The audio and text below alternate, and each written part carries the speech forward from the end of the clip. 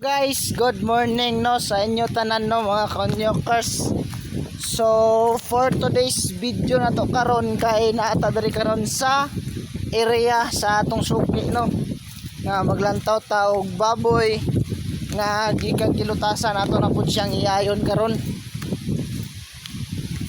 So tips na ako sa inyo mga konyokers, kung magpalantaw mo og baboy gikan pagsugod og ulag to 3 days pwede na mo mag-ingon sa mua kay kami na ay magsubay og maglantaw og insakto na ba ang ulag no.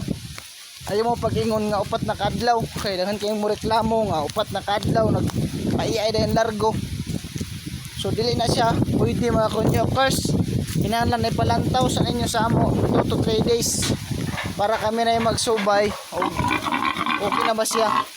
Sumuha niya ang atong tawon karon or atong yayon og magistaningit na siya mga konyokers no. So update lang nako sa inyo nya ako pag-iay sa kaning nga baboy og magistaningit sa mga konyokers. Ug napoy mga nayono nato ay nayono nila. Ug kung natataman mga konyokers sa magpay idea, please comment lang mo ug asa mo rapid nga barangay o chat lang mo sa Quad directly para maato ta mo. Thank you for watching.